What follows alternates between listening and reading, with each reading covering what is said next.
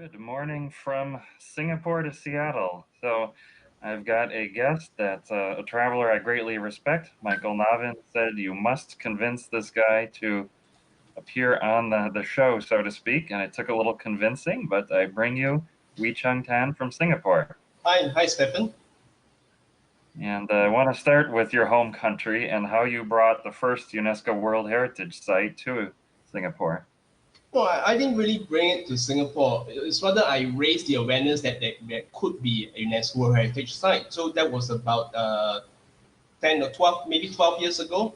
Yeah, after traveling to more than 100 countries, visiting hundreds of World Heritage Sites, I realized there isn't one in Singapore, and I thought whether there's any place in Singapore that may qualify for the key UNESCO criteria, which is outstanding. A site must have outstanding universal value. So I thought Botanical Gardens of Singapore may have those values, and I started a Facebook page to get public discussion over this, and then the whole thing took off. The government officials, bureaucrats became convinced of that possibility, and then they started the application process. And I think it was a few years ago that we finally got it inscribed.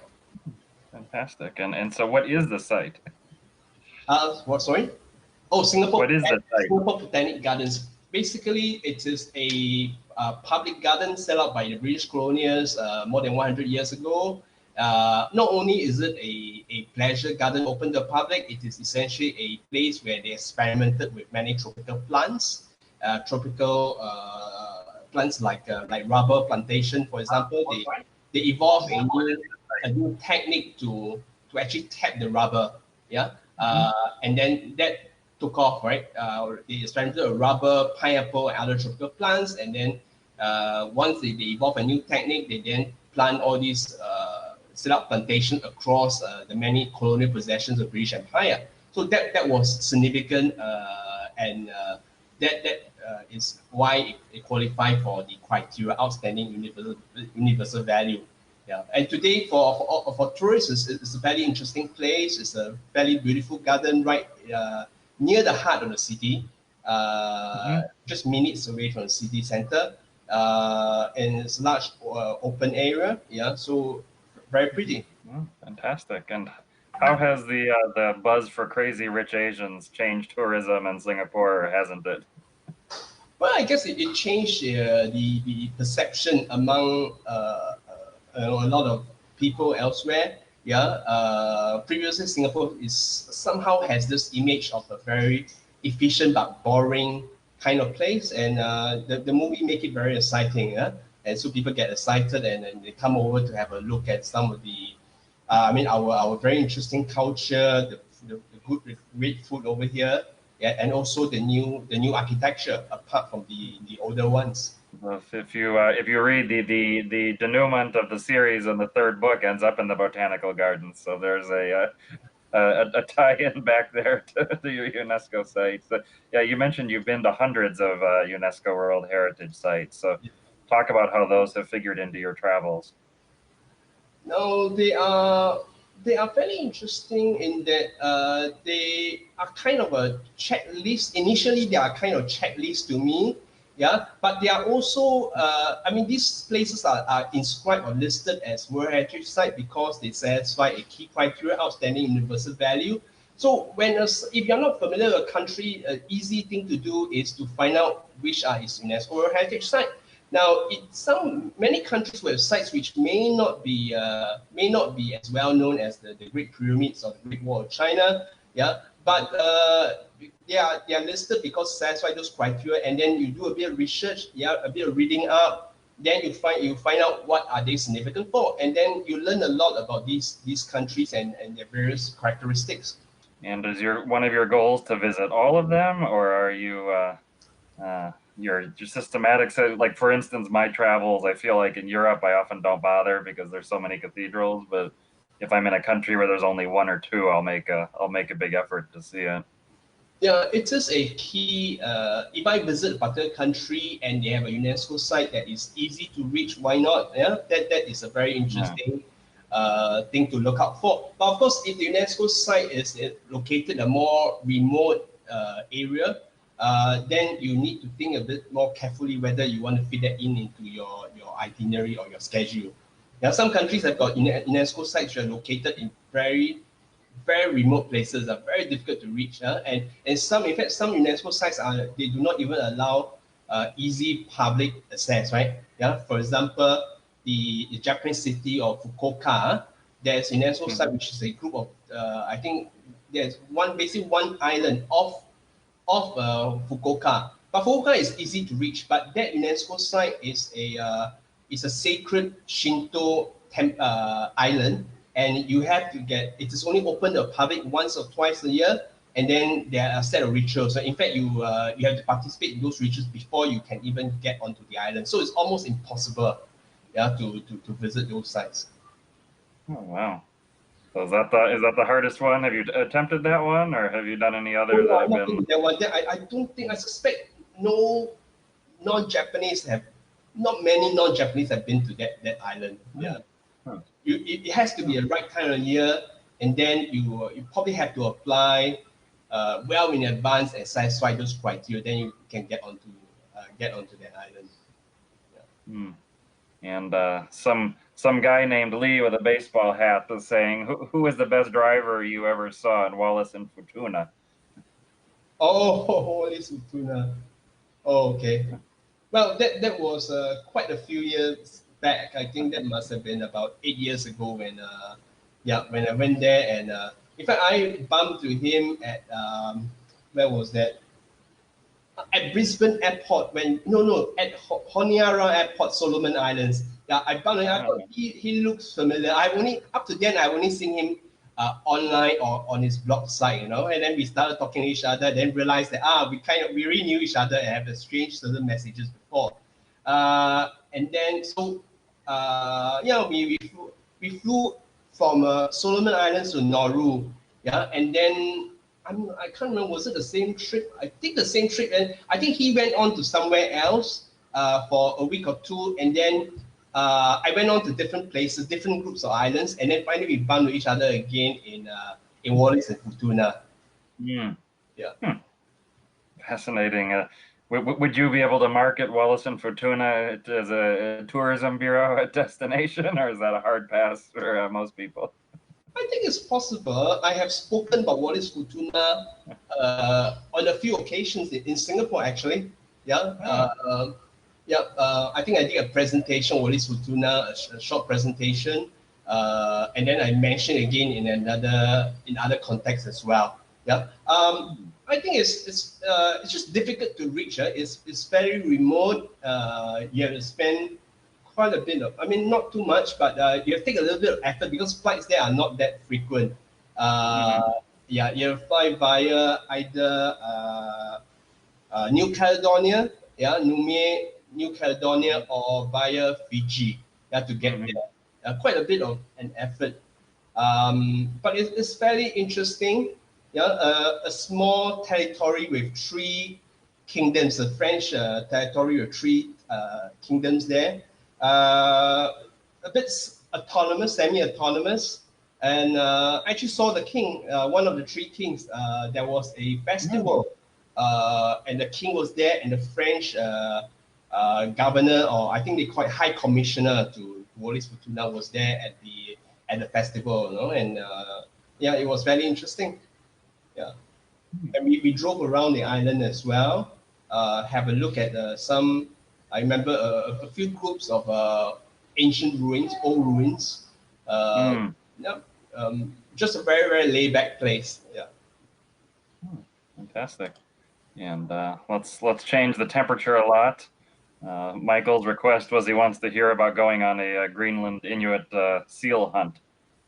Seal hunt. Oh, okay. That was about 20 years ago. From Iceland, I flew over to East Greenland, Kulusuk, East Greenland. And then the family I was staying with in Kulusuk is a Danish family. They told me that one day the neighbors are going out for seal hunt and asked whether I want to hop along to have a look. I mean, seal hunt to us living in very westernized cities, very comfortable cities, appear to be quite cruel. To a lot of people, you ask them to still hunt, and then they'll give you this look and say, "Oh, that's a horrible thing. Why do you kill seals?" But to the Greenlanders, this is the only, maybe not only, but a key source of meat. Their local source of meat, right? They can't grow anything there. They can't rear cows. The cows will die of cold there in Greenland. Yeah. So seal and fish is what is available. Now they don't eat the seals, and most of the time they feed the seal to their dogs, and they need dogs as means of transportation. The huskies will pull along their sledges and so on. Yeah, so that is how they live. Have always lived for thousands of years. They kill seals in order to feed their dogs. Yeah, so once you get there and you put yourself in the shoes of the local people and realize that it's the issue is not that simple anymore. It's not a matter of being doing that. It's not necessarily cruel because there are lots of seals around. And in any case, it's just not industrial killing. Yeah, they go out and hunt for the seals, and then they feed their dogs and they eat a little bit of the meat themselves as well.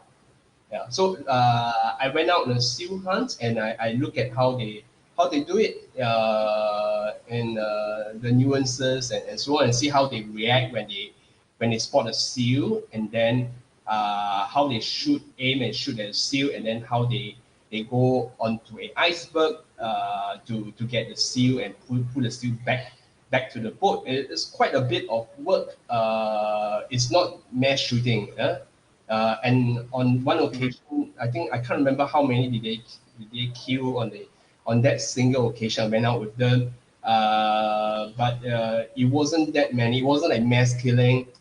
It wasn't done for fun. It was done for a daily need, and they're killing a creature that is available in abundance in Greenland. Yeah, so yeah, things like that. On trips like that, I had the opportunity to appreciate, to look at and appreciate how they look into that issue. Yeah. Fantastic. And food is certainly figures in your Instagram. I'll save your Instagram account in the comments there. You clearly know what to order wherever you go, it seems. So one series of posts jumped out to me, Jeju Island, which doesn't get a lot of love by, say, non-Korean tourists, I would suppose. I mean, Shanghai would have flights, but it's not the international destination of fame that perhaps your pictures make it look to be. And I was there and I didn't see any of the kind of food and markets that you did. So I did a really bad job. So is that a foodie destination? Well, I would say it's a unique foodie destination, but it certainly has a very interesting night market, and there's a lot of street food out there in the night market, and it's fairly good, and there's a lot of seafood naturally for a night market on an island, and even though actually I didn't plan to do much special kind of food on the island, but I end up having some interesting stuff. And I had a Korean friend with me, so he pointed me to a few local specialties. Yeah, and that was interesting. Yeah, not just in that particular night market, but also at some restaurants on the island. So there are some interesting things to look up for. Yeah. Fantastic. And how much does food figure into your travels? Is that your Instagram thing, or are you spending a lot of time on your trips actually seeking out food and different cuisines? Now, for maybe in the 90s when I traveled, and maybe for the first 20 years of my travels, food didn't figure much. But in the last 5 to 10 years, yes, yeah. So I guess it's also a matter of age, and you start to appreciate different. When I was a young backpacker, food wasn't the main thing. I just want to visit sites and I want to tick off countries as quickly as possible.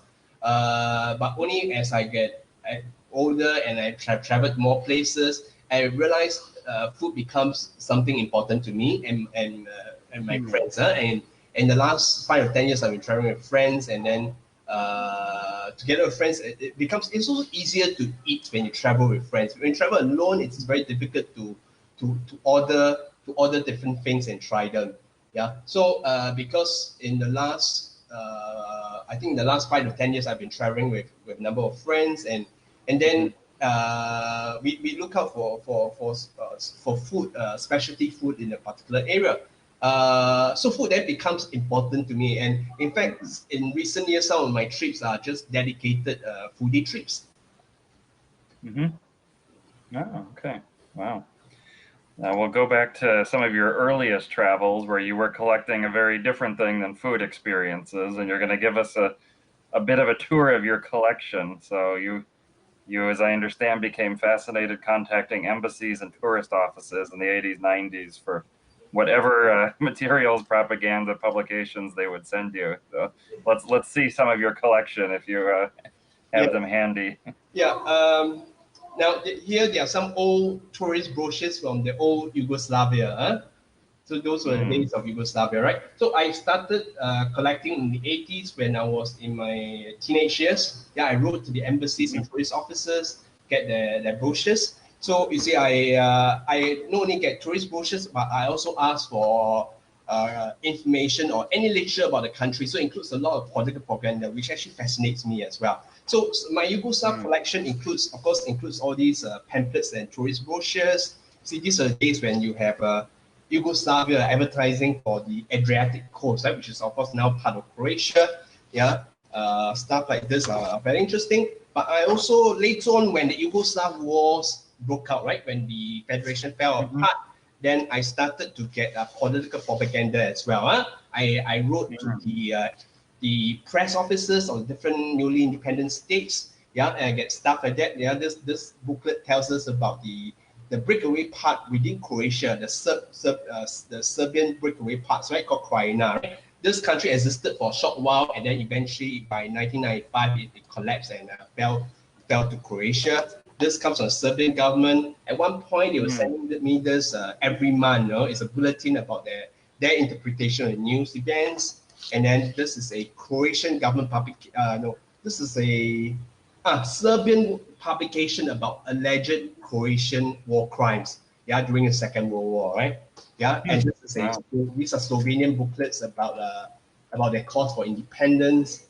Yeah, so these are some of the stuff I collected. Yeah, so there was a fair bit from Yugoslav states in the 90s. Later, when I started traveling, I also get stuff like this, Ruknama, right? The publication by the first president, the supposedly sacred book written by the first president of Turkmenistan, Turkmenbashi, Ruknama. He made this required reading of all the students within Turkmenistan. From Northern Cyprus, right? Turkish Republic of Northern Cyprus, I got these booklets that advocate for their independence. Yeah. And then on a trip to Zanzibar, I got this very old I think this was, let me see. I think this was published in 1961.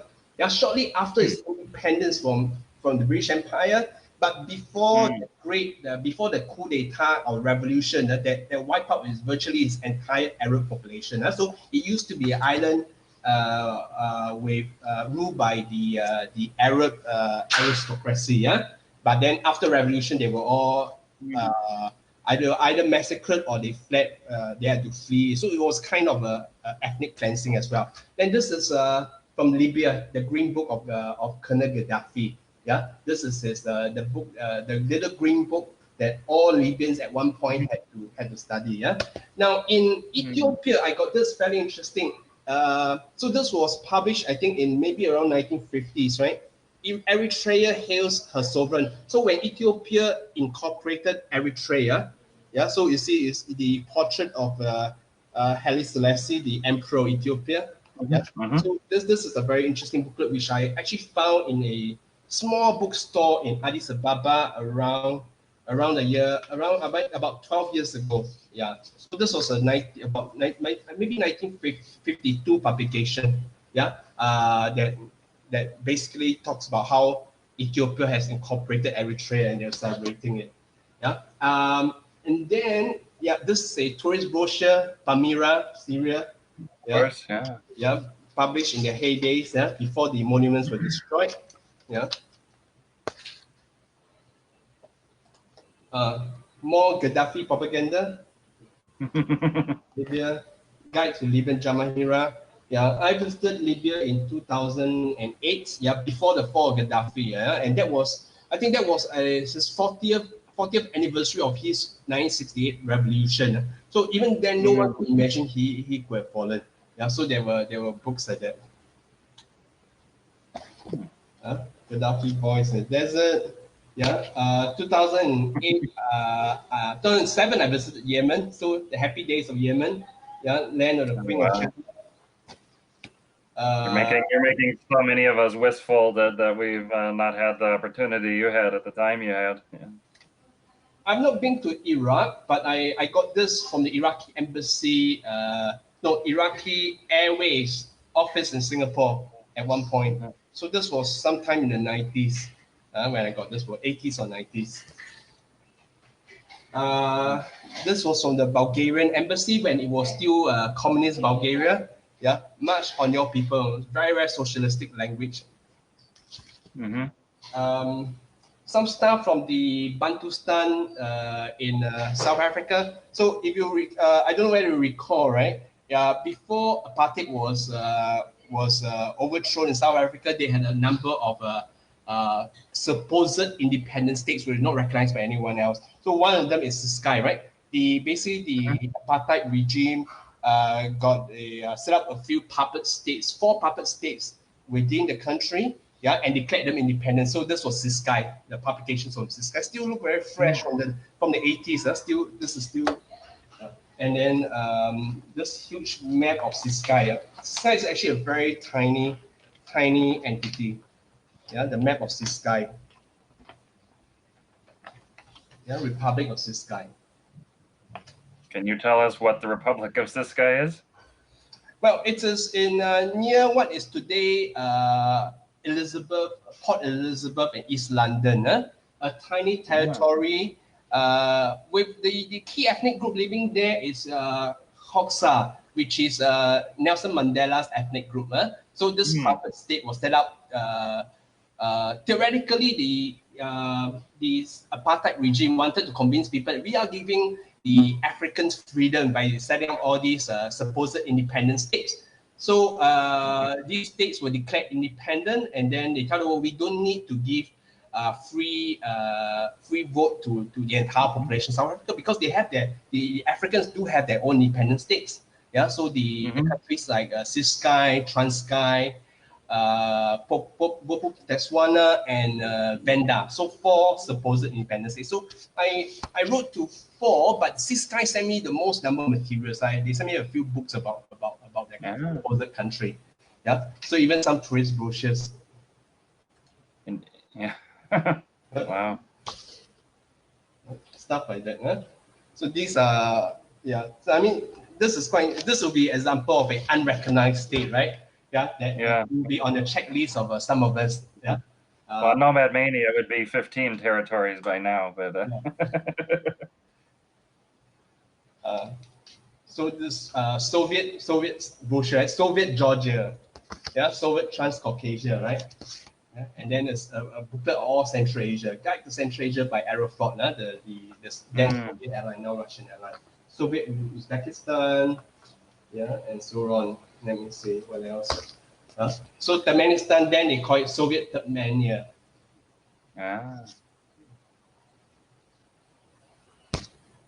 Then the Russian embassy will actually give out free books about different republics, and they talk about how much they love each other and how much they want to be united with the Russian brothers. And then you see, then we still have Czechoslovakia, right? Socialist Czechoslovakia. So the language used in some of these books publications are quite interesting. So it talks about Slovak Socialist Republic, the Czech Socialist Republic, the Communist Party, and so on, and how people love the Communist Party, right? Then that was the propaganda then. Okay. USSR,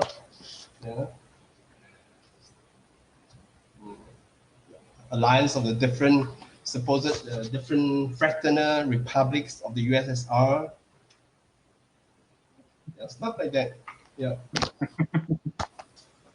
I have this image of Singapore homes being small, but it seems like you must be sleeping on top of all this stuff.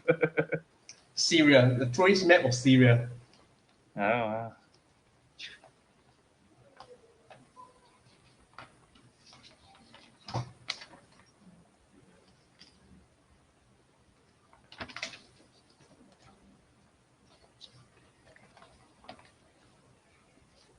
So back in the old days, right? That was before the internet era. So countries have to publish and distribute literature like this, right? To publicize either their tourism or their political cause, right? These days, the tourist authority or officers will just direct you to their websites. So I think this Yeah, sure, yeah. I think they are very rare now, stuff like that. They are still, but a lot of countries print less. Most countries will print lesser quantities. I could imagine a few of these embassies still have them sitting collecting dust somewhere that maybe security, they don't allow so many visitors anymore. Yeah. In a place as small as Singapore, and the Mm. embassies are right around you, do they interact with the community, have a lot of events, or you talked about writing to them when you were young, but do you get to go inside? They have open houses? Embassies don't tend to have open houses because of security reasons. But you can visit them, can knock their doors during their opening hours. Embassies tend to have very restricted opening hours.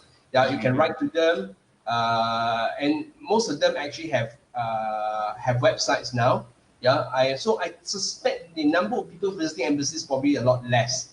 Yeah, because you have got they would have websites or they can direct you to, if not the embassy website, would be their own national websites if you want to get information about them.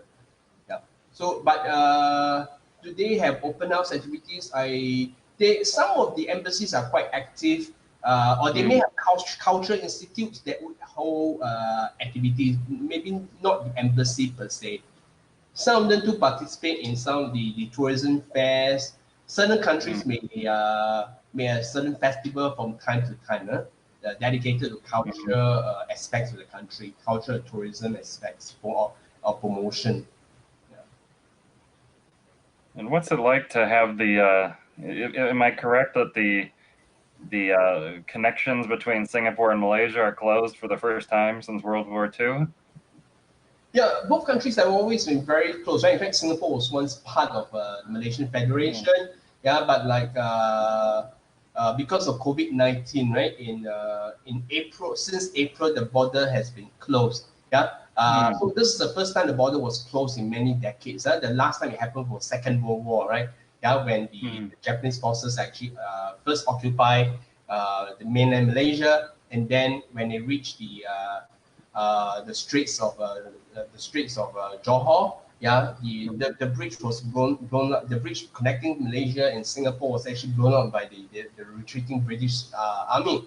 Yeah, so this is the first time the connection was actually kind of cut. But of course, it wasn't really cut, but it's just that the casual traveler cannot cross the border anymore. Yeah, Singaporeans used to go on weekend shopping trips to Malaysia just to buy lots of stuff, right? Groceries and stuff like that, or just to spend an easy weekend in Malaysia. Yeah, very easy drive across the border, but that's no longer possible since April. You know? Now only essential goods vehicles are allowed to cross. Yeah, so all of us are hoping for the border restrictions to be lifted, and then we can resume the old lifestyle before COVID-19. Yeah, I was thinking of the lifestyle, but yeah, how that can impact the cost of living. That if people are used to getting their groceries every weekend in Malaysia, it's not just for the beach vacation. Yeah. The Now, I would say not everyone in Singapore goes to Malaysia weekends to buy groceries. Only people who find it convenient. Yeah, I know of people who live in the northern side of Singapore, or people who drive and are willing to actually wait. There used to be long queues during weekends on the border. So if you're willing to brave all that, you do little trips to Malaysia to buy groceries. My mom wouldn't think about doing that, right? My mom said, "Oh, why bother?" Yeah, a lot of them won't bother. yeah, those 2 hours sitting in traffic in that heat, yeah, that'll And certainly the groceries won't last even if the people make it. So WH Koi, he's asking, did you used to publish on bootsandall.com? Because I think some of your works in the early Oh, 2000s yes. inspired me traveling across the Balkans in 2006 and 7. Oh yes, yes. I used to publish some of my travel stories on booksandall.com. That was a long time ago. Yeah. Um, yes, I'm glad you were a visitor on you have visited booksandall.com and have inspired you to travel. Yeah. So I guess I'm not familiar with that site. It predates me, but I do have the links to your books, which I've shared in our teaser post, and I'll put them here. So you've written several books. I think many travelers say they're going to write a travel book and they never do. And you've written several. So first talk about the discipline and your process to actually get them written. Now, you see, I would say these books I did not write them from scratch. Huh? So during my travels, right, especially in the earlier years, what I do is that I will write a short story and then I'll circulate that to my friends through a Yahoo group. You still remember Yahoo groups, huh? So Mm-hmm. I would then so these are people on my Yahoo group mailing list. So I'll write a short maybe two page on a Word document, right? And then I'll circulate them to those people on my Yahoo group. Then over time, I realized I built such a large collection of travel postings. Huh?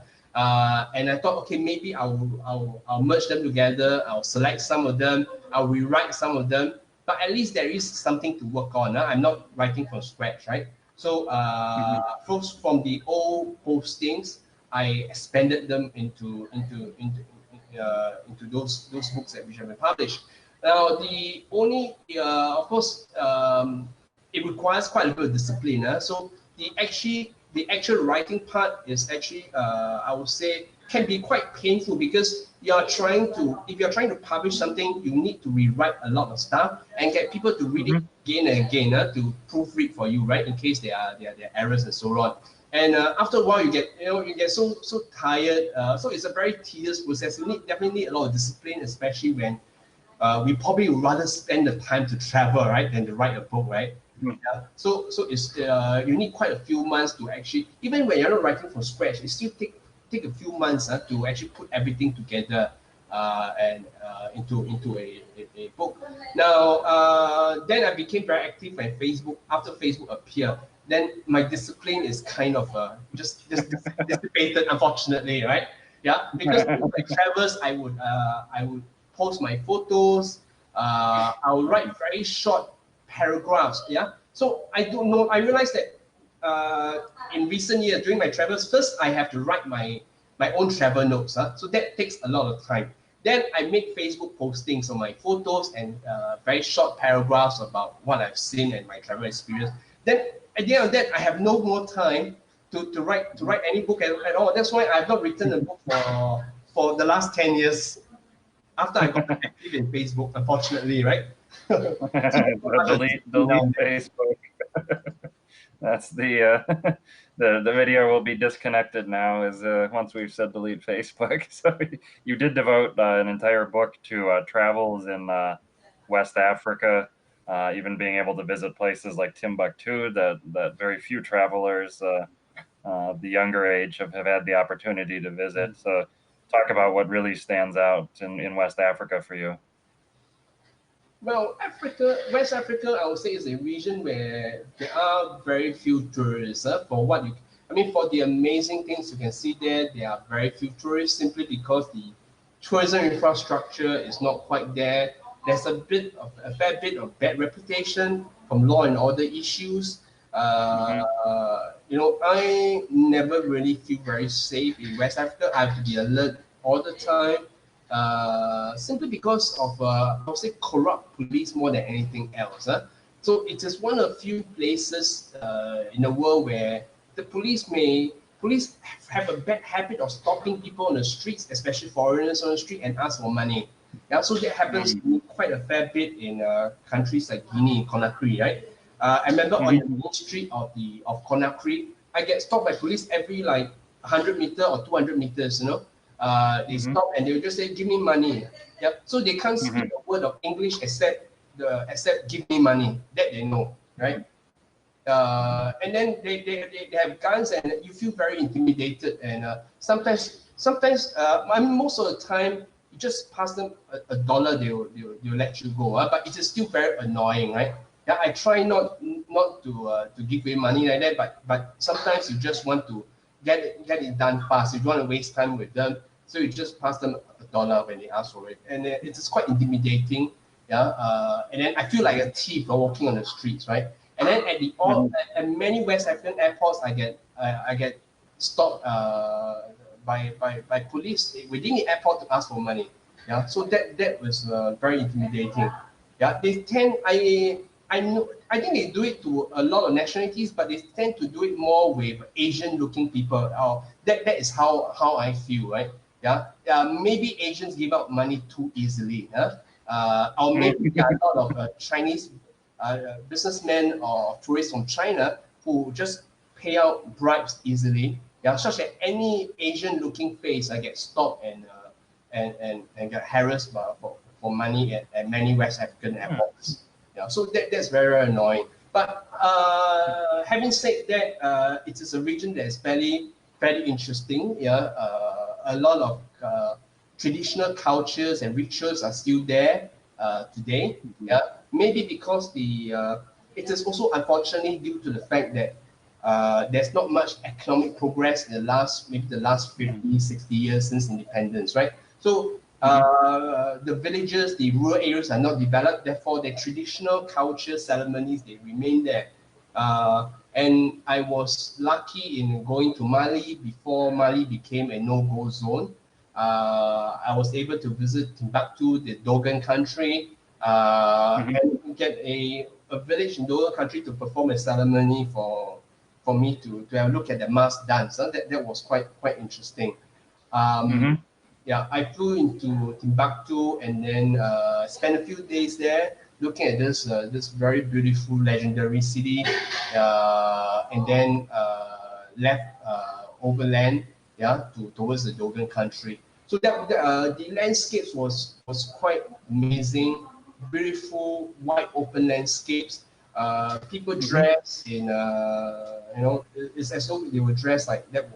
It was like 100 years ago. You have people, you may see Tuaregs dressed in their robes, and there are people with cuttings on their faces, the tribal cuttings on the faces. So it's quite a spectacular trip. Yeah, I enjoyed it. Yeah, unfortunately, of course, Mali since then has gone into a fair bit of unrest, and it's a bit difficult to reach Timbuktu nowadays. You've talked about you've entered a different phase of your travels, different phase of your life, different interests. What are some of the ones that are top on your revisit list for these trips? That it sounds like some of your formative trips were in Central Asia, Middle East, places that for some, say, the North American travelers often come later in their travels. Now, you see, the thing is that in the early part of my travel life, I started traveling independently during my 20s. So that was in the 1990s, right? When I just finished school, have a little bit of cash to, then I backpacked around Europe. So it was first Western Europe, followed by Eastern Europe, Eastern Central Europe. Now, I wouldn't travel in the same way I did in the past, right? So in those days, in the 90s, I was like doing 10 countries in 2 weeks or 3 weeks sort of thing, Yeah, so I rushed to every country. Every country I may only spend a few days, 2 or 3 days. Now, I would like to redo Western Europe and Central Eastern Europe again, yeah, and states of the former Soviet Union, yeah. I have to do them again. So I did all these in the 90s and early 2000s, and I rushed through them. Okay, so 2 years ago, I revisited Italy, and I just spent 2 weeks just in Lombardy and at Piedmont. Yeah, and I visit a number of UNESCO sites and some churches which are not even the tier 1 churches. So it's very interesting. So I would like to redo Europe region by region. Yeah, and then I also went to revisit Portugal and northern Spain, the Basque Country, 2 years ago as well. Yeah, so I do them. So I would like to do those regions again, but do it very slowly and just focus on specific regions. And at the same time, I hope to to visit the remaining 12 countries I haven't visited. Yeah, but I'm not trying to rush. But you see, in the last few years, I probably have mentioned to you privately that I have some medical issues and a number of family issues in the last few years. So I've not traveled a whole lot in the last 3 or 4 years because of these issues. Yeah. So and then I wanted to visit Pakistan in May this year, and then COVID-19 broke out. So we'll see. We'll see. At some point when it's safe to travel again, then probably I will do it. I'll restart, but do it in a very focused manner. Yeah, well, we hope global health and personal health allows you to do that soon. Yeah. So Yuhao is asking, he says, I'm envious of your local travel group. How did it start and what's the group like? Okay, you're talking about the SG Travel Cafe, right? The travel group that I'm involved in Singapore. Well, So I'm not a member, so I'm peering from the outside too. I believe that's what he's referring to. Right. So okay, so I was living in London. I lived in London from 1998 to about 2002. Yeah. And then in London, I came across this group. I can't remember what is it now. What is it called? It's a group that I think meets once a month at a pub where someone will do a presentation about some unusual place. So I thought that was a very interesting concept. So when I returned to Singapore in 2003, I tried to set up something similar.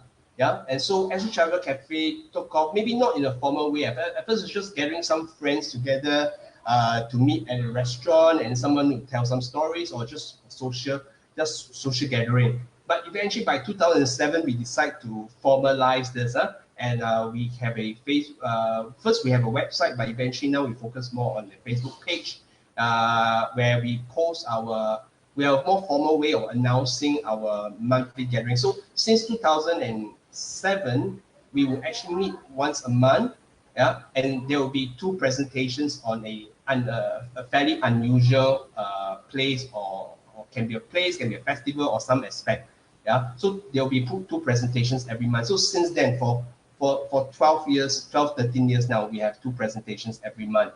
Of course, with COVID-19, we still do it, but we no longer meet physically. Yeah, we do it on Zoom, we do it on Google Meets. Yeah, so so this is the group that I've been involved in. So there are a few of us who are involved in the active organizing of the monthly event, and you know, some of them have become very close friends of mine, and we have become close friends, and then we have traveled together to some unusual places. What is it like when a group, are many of them Singaporean then? Or are there a mix of, are there a mix of experts from Singaporean? People who attend our activities are typically either Singaporeans or non-Singaporeans who live in Singapore, live and work in Singapore. Yeah, we do have quite a few non-Singaporeans. There are a number of Malaysians. I think that there's one Romanian. There was I think a Belgium. And there's, I think currently there's also from time to time we do have people from China as well. Yeah, so we have quite a few different nationalities in our group. Yeah, so basically people living in Singapore, right? Not just Singaporeans. I was almost, because I was going to ask, what is it like when a group of Singaporeans travel together? Because I know what it's like when there's great food around, but I'm not sure if it's a place where you guys don't like the food, or the food is not the highlight. What's your impression of the Singaporeans as travelers? What can they teach travelers of other countries? Actually, Singaporean travelers, if you are talking about the independent traveler, right? They are no different from those from other countries. Yeah. But of course, see, independent travelers are always concerned about the authenticity of what they see. Yeah. And it's no different with Singapore travelers, right? We are less interested in theme parks. Yeah. We might be very interested in in food. Definitely, as all Singaporeans are interested in food. A lot of us are definitely foodie travelers. Yeah, we don't appreciate alcohol that much. Yeah, compared to say the Western traveler. Yeah, the Singapore traveler is more concerned with interesting or the special local food to look out for. That I still say perhaps is the only key difference. But apart from that, other aspects, Singaporean traveler is no different from non-international travelers. Yeah, I would say the independent travelers type. Yeah, not much difference. Fantastic. I've encountered a few in places like Svalbard that did not grow up in the same kind of winter weather that I did, so I've had those interactions. But Okay. in Oh, you reverse, get when to I'm learn in about that. Singapore, That's very interesting. Yeah, I know a few who yeah, are just very interested in cold places, and because Singapore is yeah, the same weather throughout, tropical, throughout the whole year. We don't have the four seasons, and I mm, know a few Singaporeans who are just dying to go to cold places for all their trips. You know, I know some who just go to Greenland and Svalbard and Antarctica or Iceland, northern Norway, that sort of places. Yeah, people who are crazy over such places. Yeah, or obsessed with such places. But these are great places, very beautiful. Yeah. yeah. We'll speak to some of those. So you mentioned the seal hunt, but of these cold places, you're coming from a place that doesn't have that weather. Which one wowed you the most? Uh, the Greenland trip was quite memorable. I only spent about 5 or 6 days in Kulusuk, East Greenland, Mhm. and even just that was fascinating to me. I would like to return to Greenland again. You know, I went there around the year 2000. I haven't seen Western Greenland, but some of the great scenery of Greenland is it's in the west. I haven't done that, so I have to return to Greenland sometime. Now I also like to visit Yakutia in Siberia. Yeah, the Yakut Republic, very amazing place. I read a lot about it. I have friends who have been there. The kind of open landscape, cool weather, very unusual culture that we are not familiar with. The Saka Yakut culture, people who look very much like East Asians. Appearance not too different from Japanese and Chinese, but whose culture origins are very different. I would like to visit that region. I would like to visit Alaska as well. Mhm. Yep, yep. But there are lots of interesting places everywhere. Yeah, And what makes a place dodgy? So two of your books are yeah. dodgy places. Now the word dodgy, I think that was just a that was just to sell the book, right? Using a catchword. But what makes it dodgy? I would say typically places that makes you feel uneasy, places where there are very corrupt police out there to get hold of you, to extort some money from you. That always makes the traveler very uncomfortable or make the trip very unpleasant. You know. Yeah, to get stopped at the airport for no reason, or to stop on the streets for no reason, and then you spend too much time talking to them and trying to trying to prevent them from taking away your possessions. So that is very annoying.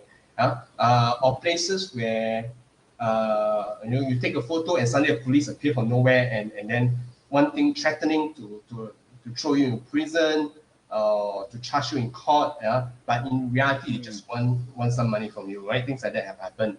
mm, Yeah, so these are things that yeah, they are not pleasant when it happens, but after the whole event, you think about it, then you say, oh, these are interesting stories you can tell. and you've got the collections. I've shared the link of those. One I want to pull out is Sudan's pyramids, and it sounds like you've just missed the rebel attack. But speak to your time in Sudan and the appeal of the scenery that you saw. I went there in 2008. Yeah, so I arrived. I think a few days before I was to fly in, a attempted coup happened. If I recall correctly, it was a group of Darfur rebels who Mm, get onto some Toyota jeep, right, driving to the capital to attack the Bashir regime. Things like that can. You see, the things for countries like Chad and Sudan is that they have there's a lot of desert, a lot of open space. So if you are a rebel, which is hidden somewhere remote in the country, it is very easy to just drive across, spend a few hours, drive across to the capital and launch a sudden attack on the capital without anyone knowing, right? Yeah, simply because there's nothing in between. There are very few settlements in between. You can actually drive long distances and remain undetected. So that was what happened, right? A few days before I was supposed to fly in. So then the capital, so there was some chaos there. Then they just closed the airport and all that for a few days. So when I was in Egypt, I was in Cairo and read about the news and wondered, oh, can I still fly in? Unfortunately, the day before I was supposed to fly in, they lifted the restrictions, so I could fly in. So I flew in, but the tension was obviously there, and I wasn't allowed to. I was warned not to take photos. The hotel warned not to take photos too openly. Yeah. But still, I managed to walk around, and people were the shops were reopening. People were fairly friendly, and I visited the suburbs of Khartoum, and there was the what do you call that? The Sufi dances. Yeah, that was one of the things that people do when they visit Khartoum. So that was quite fascinating, and yeah, it was quite amazing. And then I managed to find a driver to drive me to the pyramids. And it was simply amazing because unlike the Cairo pyramids where you are sharing a pyramid with thousands of people and lots of vendors, there were none in the pyramids just outside Khartoum. Nobody else, just the rolling sands and yourself under the sky, and the pyramids were there, and you can wander around anywhere, and there was no one to harass you and so on. So that was quite an amazing thing to do. I think it's still the same today, right? From my accounts of friends who have visited Sudan recently.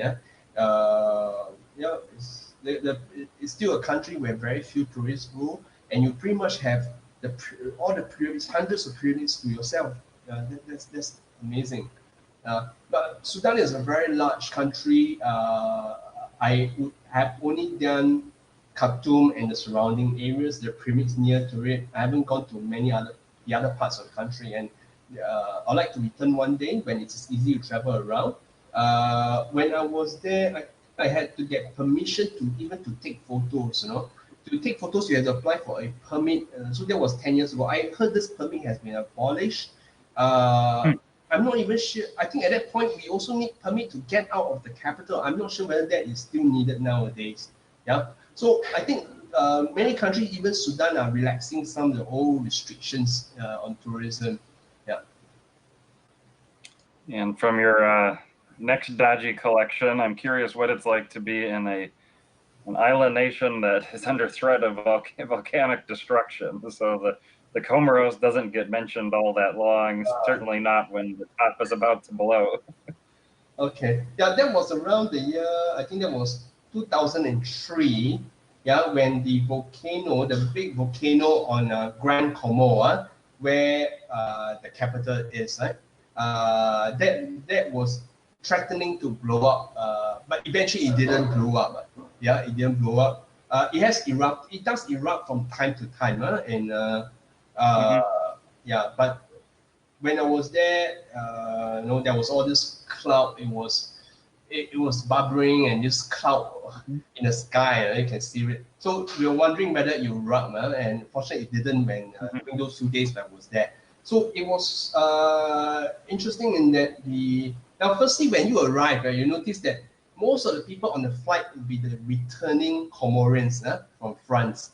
Yeah, or at least that was on my flight, right? There are lots of Comorians who are living in France, and they're flying back to visit their family members. And family members were all welcoming them with a song and dance at the airport. So that to me was quite interesting. Yeah, the island of Grand Comore is not that big. The lodging, the place I stayed in, right, is this private lodging. Now, the guy offered a driver, the French guy who run the place, offered a driver, drive me around the island. Yeah. And there are no definitive site that you must visit. It's one of those places, right? You don't have a grand monument that you must visit. Yeah. They have a few mosques in there. Now, of course, the main Friday mosque in the capital was a landmark. It appears in all the photos you see of Comoros. Yeah. So I went there. I walk on the streets, have a look at the street markets, which was interesting, but not overly fascinating. It's not like a must go, right? But it's interesting looking at the they also apply this powder like what you see among the Myanmar people, the Burmese people, right? They put this powder, so they have that in Comoros as well. And then when you drive around the island, at that point, I think because there are not so many. See, the tourists are the main people who patronize restaurants, so there are not many restaurants because there aren't many tourists, right? And a few tourist restaurants which are open, especially those which are outside the capital, those that are open, or rather they are open when you arrive there. They will open for you, right? And then they would ask, for example, you ask what you want to eat. I say, okay, why not maybe cook a chicken? And then they'll go out to the market to buy a chicken on the spot, right? They wouldn't have stock in the fridge or so. They might not have any fridge there, or because there are very few customers, they don't stock stuff inside. They don't have the materials inside the fridge. So it's a long wait. You order a meal and it takes more than 1 hour to arrive because they have to go out and find a chicken, slaughter a chicken, and then cook the meal for you. So that sort of thing, right? If you are that is okay, then I think it's quite an interesting place to look to visit for a few days. Yeah, a very easy, slow island lifestyle with its own culture, and fairly interesting history. It has a few sultanates on a very tiny island. Again, a bit like Wallis Futuna, right? A tiny place, but numerous political entities in the past. Yeah, and ruins of some of these old sultanates. They are not spectacular ruins, but just crumbling, things fading away and stuff like that. Yeah, so just a few days there, it's good. Yeah. You provided us a biography of you that simply says Singaporean University accounting academic to start with. So do any of your students or colleagues believe that that's actually your vocation? Do they think you're all a special agent or something? Maybe. I mean, from my teenage days in school, right? I got a nickname KGB because I was always collecting all these Soviet propaganda at that point. Yeah.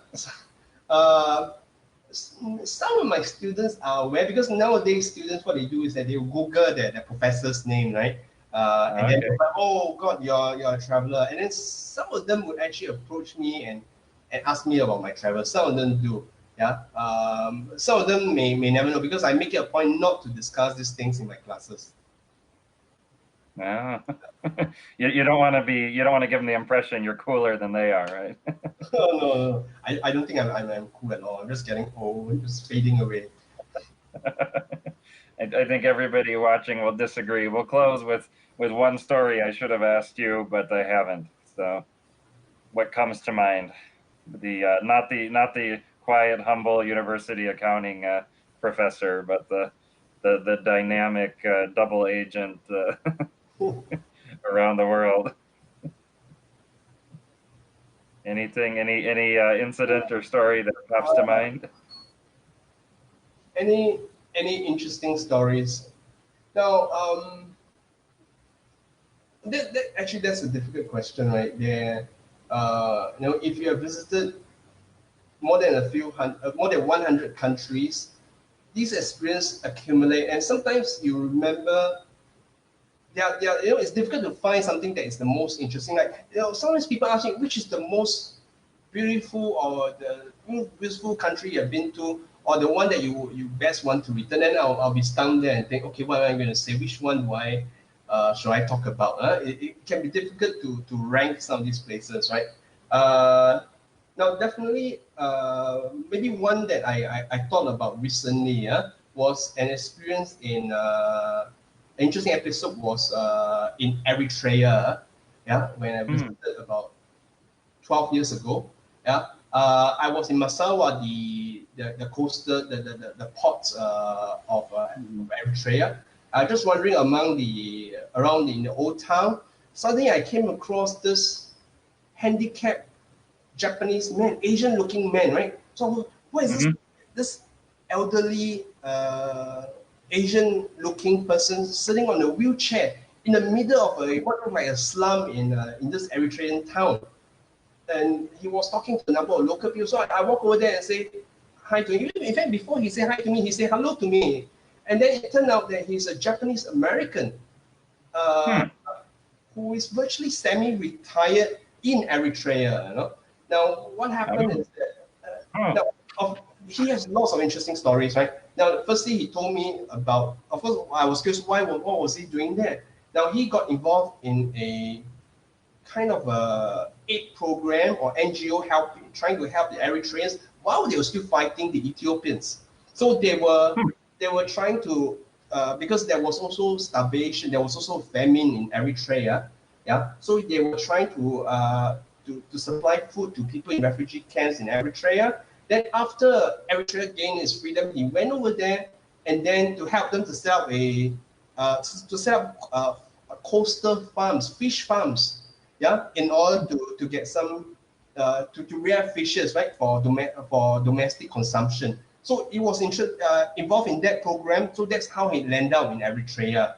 And then he got to know people so well. He liked the place and ended up spending half the year there. Now, and then he suffered a stroke a few years before. No, I think he had diabetics. And then one of his legs was actually amputated. So that's why he was on a wheelchair. Now, what was more interesting was what happened to him as he grew up. So he grew up in California. He born in the US. And then the Second World War came, and then he was, like a lot of Japanese Americans at that point, he was then sent to the camps in the desert. Yeah. So he was sent there, and he said that then they were asked this question: would you die for the US? Will you fight for the US in the war? But lots of Japanese Americans actually joined the American army and fought in the Pacific or the European theater. Now, so his family was asked that question. His father gave a very ambiguous reply, right? Because at that point, I can understand why. Yeah, they see themselves as loyal Americans, but they were thrown in the camps. And of course, he was a bit upset, and he was very upset, and he was very hesitant in his answer. So the answer was hesitant enough for that to be construed as a sign of disloyalty, such that after the war, the entire family was sent back to Japan. So he went to Japan, to the birthplace of his father, and he didn't speak a word of Japanese. And he didn't understand. He felt that he was in a foreign country, he didn't understand the culture. Everything was so alien to him. And then I think I can't remember the details now, but basically he then tried to return to America through lawsuits, and then eventually won the lawsuit, and then he managed to return to the States. Then he went to college in the States and so on. Then eventually he got involved in this Eritrean aid program, and then went to Eritrea. So amazing story. Yeah. Incredible. Yeah. Yeah. Just that, it's how it's very, to me it's quite bizarre. Oh, so I was walking around in what looked like a crumbling old town, and all of a sudden you have this Asian-looking person on a wheelchair surrounded by locals, joking and chatting locals, and then he saw me and said, hello, and then it's this wonderful conversation, and I was just stunned. It's like, oh gosh, what a story! My mind was just overloaded with this incredible story. Yeah, so that's one of the most unusual episodes I remember for a long time. Incredible way to close. Encapsulates what makes travel so special. Thank you for joining us today, Wee Cheng. Okay, thanks, Stefan. Yeah, that was a great session.